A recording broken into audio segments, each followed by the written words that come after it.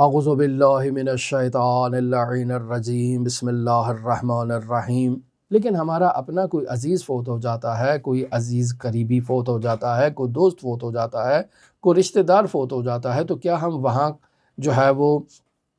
کالے رنگ کے کپڑے پہن کر جا سکتے ہیں کہ بھئی ہمارے معاشرے میں رسم ہے، لہٰذا اس رسم کو پورا کرنے کے لیے کالا رنگ پہن کر میت کی تدفین کے لیے، تشییع کے لیے ہم پہنچ جائیں؟ تو یہ رسم شریعت مقدسہ مطہرہ اسلامیہ میں بیان شدہ آداب سے مطابقت نہیں رکھتی ہے۔ ہاں، البتہ آپ یہ کہیں کہ آج کل کے دور میں ہم دیکھتے ہیں کہ علماء کرام کالے رنگ کی عبا پہنتے ہیں، کالے رنگ کا عمامہ پہنتے ہیں، تو کیا یہ اس کے راحت کو شامل نہیں ہے؟ نہیں عزیزان محترم، کالے رنگ کا عمامہ پہننا، کالے رنگ کی رداء اور عبا پہننا یہ مستثنیٰ ہے۔ مثلا مرحوم شیخ الاسلام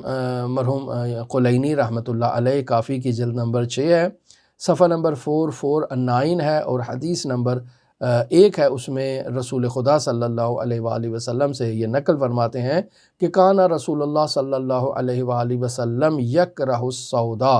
رسول خدا صلی اللہ علیہ وآلہ وسلم کالے رنگ کو جو ہے وہ پسند نہیں فرماتے تھے، اس سے کراہت محسوس کرتے تھے، الا فی الثلاث، مگر 3 چیزیں ایسی ہیں کہ جن میں اگر رنگ کالا ہو تو اس میں کراہت نہیں ہوتی تھی، اسے استثناء حاصل تھا۔ وہ کون سا ہے؟ الخف یعنی جوتے، والعمامت یعنی امامہ، والکساء یعنی وہ چادر جو رسول خدا صلی اللہ علیہ وآلہ وسلم اوڑھا کرتے تھے، جسے ہم عبا کے نام سے یاد کر سکتے ہیں۔ تو یہ چیزیں مستثنیٰ ہیں۔ اب سوال یہ کہ قلنسوہ جو ایک ٹوپی ہے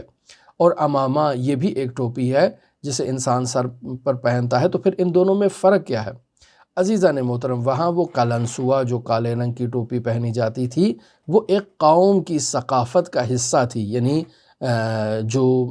کہیں کہ کشیش پہنتے ہیں یا کوئی خاص قسم کا، اس زمانے میں قوم اگر اس قلنسوہ کو پہنا کرتی تھی تو وہ ایک قوم کی ثقافتی علامت تھی، جبکہ دستار رسول خدا صلی اللہ علیہ وآلہ وسلم اس سے استثناء ہے، دونوں میں فرق ہیں۔